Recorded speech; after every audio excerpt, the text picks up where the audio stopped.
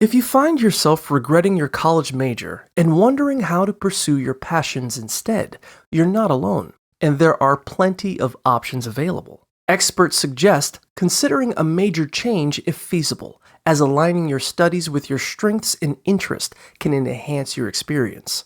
It's crucial to consult with academic or career advisors early on to discuss your concerns and explore alternative coursework, such as electives or minors that ignite your passion.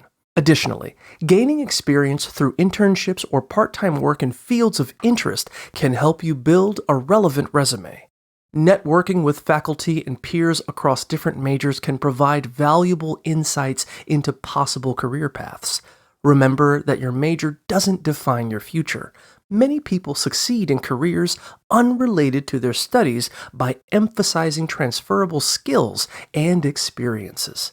Ultimately, focus on what feels right for you and seek opportunities that align with your passions.